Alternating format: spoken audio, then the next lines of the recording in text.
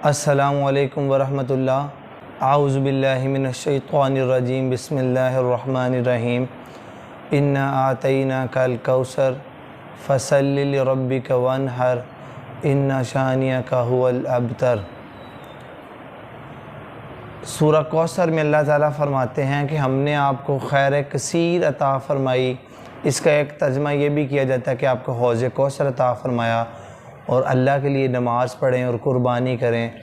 बेशक आपका दुश्मन ही बेनामो निशान और दुम कटा होगा। इसके अलावा कुरान मजीद में तकरीबन 6 मुकामात पर अल्लाह ताला कुर्बानी की अहमियत और कुर्बानी के बारे में तज़किरा करते हैं। कुर्बानी के बारे में नबी करीम सल्लल्लाहु अलैहि वसल्लम ने फ़रमाया कि ईद के दिन कुर्बानी करने से अफजल कोई और काम नहीं हो सकता। और एक जगह पर फ़रमाया कि जो कुर्बानी की इस्तात रखता है और वो कुर्बानी ना करे उसे कोई हक़ नहीं है कि वो ईदगाह में आए और नमाज़ पढ़े। कुर्बानी की अगर तारीख़ देखी जाए तो हज़रत आदम के बेटों में से 2 बेटे हाबील और काबील, जिनका के एक मामले में झगड़ा हो गया था शादी के मामले में, तो अल्लाह ताला ने उनको कुर्बानी करने का हुक्म दिया। और हाबील जो था उसने वो चूँकि उसके पास जानवर थे, रेवड़ था उसके पास, जानवर पालता था, तो उसने खूब मोटा ताज़ा खूबसूरत अच्छा जानवर कुर्बानी के तौर पर सदक़े के तौर पर पेश किया।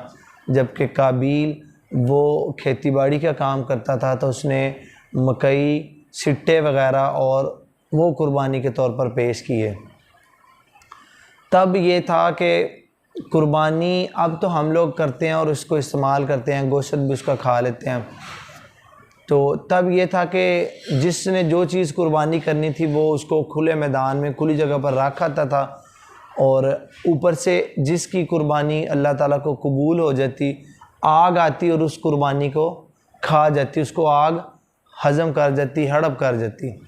तो जब हाबील और काबील ने अपने मामलात में अल्लाह से फ़ैसला करवाने के लिए कुर्बानी देने का फ़ैसला किया, तो हाबील की कुर्बानी जो कि एक बकरा या दुम्बा था उसको आग ने आकर खा लिया, उसकी कुर्बानी कबूल हो गई और अल्लाह ताला ने उसके सदक़े को कबूल कर लिया। खैर वो एक लंबा वाक़या और वो एक और वाक़या, हम उसकी तफसील पर नहीं जाते।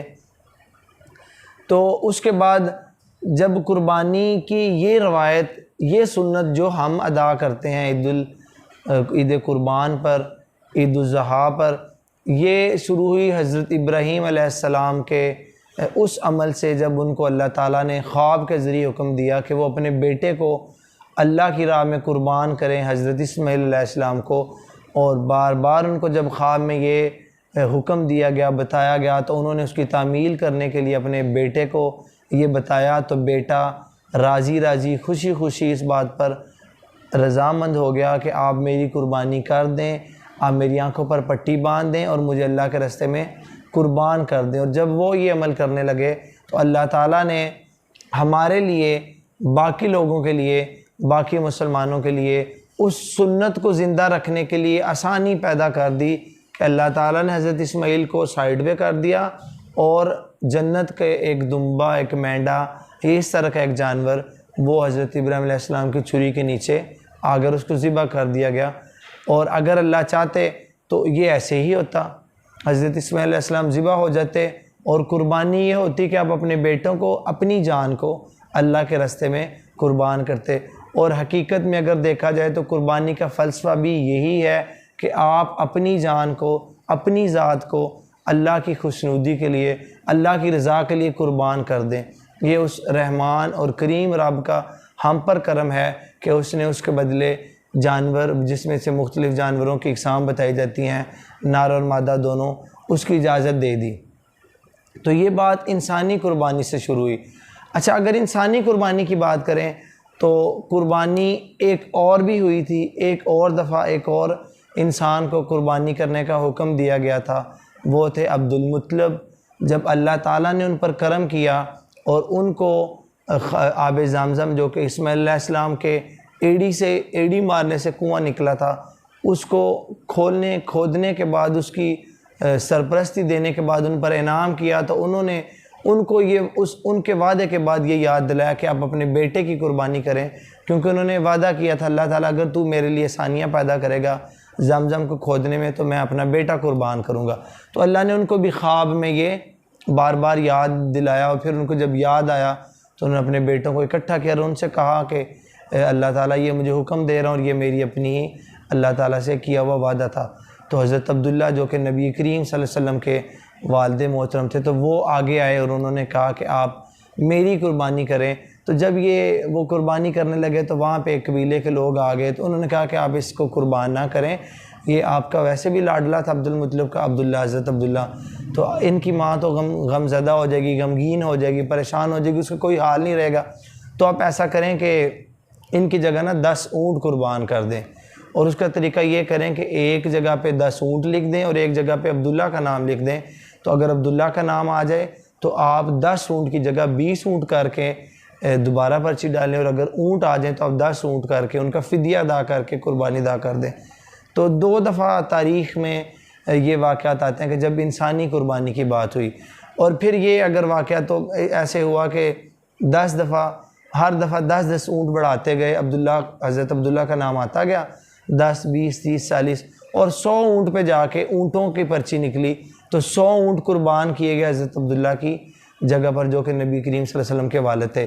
तो कुर्बानी का अमल शुरू हुआ हज़रत आदम से, और 2 जगह पर, 2 मामलात पर, 2 वाक़यात ऐसे हैं जब इंसानी कुर्बानी की बात आई, और ये अल्लाह ताला का ख़ास करम है कि हमें, और जो हमसे पहले थे वो कुर्बानी ख़ुद भी इस्तेमाल नहीं कर सकते थे, हम पे फिर उम्मत मुहम्मदिया पर सुन्नत इब्राहीमी में ये हम पर अल्लाह ताला का करम है कि हम जो अपना माली सदका करते हैं, माली कुर्बानी करते हैं, वो हम अपने ऊपर इस्तेमाल कर सकते हैं। और नबी करीम सल्लल्लाहु अलैहि वसल्लम से ये साबित है कि जब गुर्बत के दिन थे, जब सहाबा कमज़ोर थे माली तौर पर, तो वो बांट दिया करते थे, अपने पास थोड़ा रखा करते थे कुर्बानी का गोश्त, और जब अल्लाह ने फरवानी, अल्लाह ने अमारत दे दी, अल्लाह ने माल में बरकत डाल दी, ज़्यादा माल था, तो सारा अब लोगों को तो बांटने की, चूँकि हर सहाबा ने, अक्सर ने कुर्बानी की हुई होती थी, तो वो अपने पास भी रखने का मिलता है कि आप ख़ुद भी इसको इस्तेमाल कर सकते हो। नबी करीम सल्लल्लाहु अलैहि वसल्लम ने मदीना शरीफ में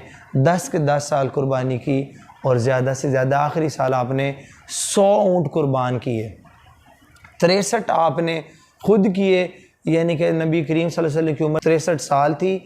उसी निस्बत से हर साल का 1 ऊँट, और बाकी ऊँट फिर 100 ऊँट करके अल्लाह के नबी ने ज़िबा किए, लेकिन 63 ख़ुद किए थे।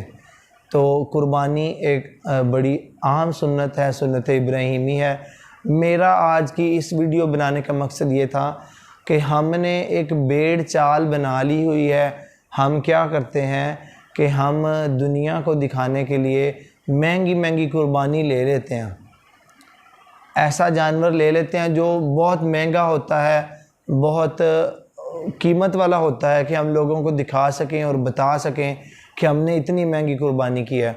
मेरी एक राय है, और ये मेरी राय है, कोई ये इस्लामिक पॉइंट ऑफ व्यू से नहीं है, वो ये है कि हमने अगर एक जानवर लेना है 2 लाख का या 3 लाख का, और अगर उसका फॉर एग्ज़ाम्पल उसका वज़न है 10 मन या 15 मन, तो अगर हम उतनी कीमत में ज़्यादा जानवर ले लें जिनका वज़न मिलाकर 30-40 मन हो जाए, और वही गोश्त वही हम गरीबों में तकसीम कर दें, बजाय इसके कि हम वो दिखावा करें कि हमने इतना महंगा जानवर लिया और हम ज़्यादा गोश्त लें, ज़्यादा जानवर करें और ज़्यादा गरीब लोगों को उस तक पहुँचाएँ।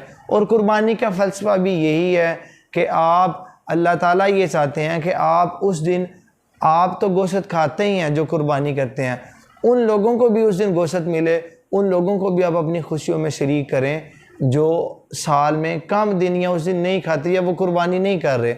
और ईद का भी यही फ़लसफ़ा है, जैसे ईद उल फ़ितर में भी ये देखा जाता है कि हमें सदका फ़ितर का करने को कहा जाता है। तो ईद का और ख़ास तौर पर ईद कुर्बान का ये फ़लसफ़ा है कि अल्लाह ताला कुर्बानी मांगते हैं। कुर्बानी हर चीज़ में है।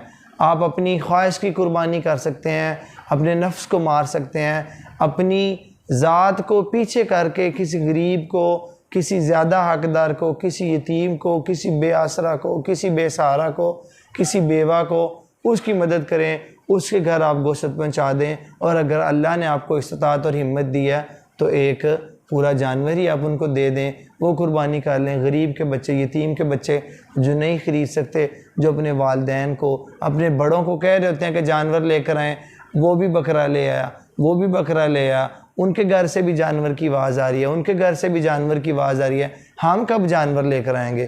तो अगर अल्लाह ने आपको इस्तात दी है तो ये काम भी करें, अल्लाह ताला आपको इंशाल्लाह अजर देंगे। और कुर्बानी वाले दिन कुर्बानी से अफजल कोई अमल नहीं है। यहाँ पे कुछ लोग ऐसे भी हैं जो कहते हैं कि कुर्बानी करने के बजाय आप लोगों की बेटियों की शादियाँ करवा दें, लोगों को ये कर दें, गरीब की मदद कर दें, पानी का कुआँ कूलर लगवा दें। ठीक है, उन मामलात के, उन अमाल की अपनी जगह पे अहमियत, अपना स्वाब। और जो ईद उल अज़हा की निस्बत से, सुन्नत इब्राहीमी की निस्बत से ईद उल अज़हा वाले दिन सबसे अफजल अमल है वो कुर्बानी ही है। बजाय से कि आप कहें कि मैं कुर्बानी नहीं करता, उन पैसों को मैं किसी गरीब की मदद कर देता हूँ, मदद करें, वो एक अलग काम है, उसकी अलग फजीलत है, उसका अलग स्वाब है। लेकिन वो हरगिज़ कुर्बानी वाले दिन कुर्बानी के दर्जे और रुतबे को नहीं पहुँच सकेगा। कुर्बानी करने का अपना दर्जा, अपना रुतबा, अपनी फजीलत, अपनी फ़र्जियत, अपनी पसंदीदगी, अपना अजर, हरगिज़ कोई और अमल कुर्बानी वाले दिन कुर्बानी के अमल के बराबर नहीं हो सकता। जैसे मैंने पहले हदीस बताई कि नबी करीम सल्लल्लाहु अलैहि वसल्लम ने फरमाया कि ईद उल अज़हा के दिन कोई और अमल अफजल नहीं हो सकता सिवाय कुर्बानी के। तो अल्लाह ताला से दुआ है कि मेरा बोलना और आपका सुनना अल्लाह ताला कबूल फरमाए और हमें इस पर अमल करने की तौफीक अता फरमाए। अस्सलामु अलैकुम व रहमतुल्लाह।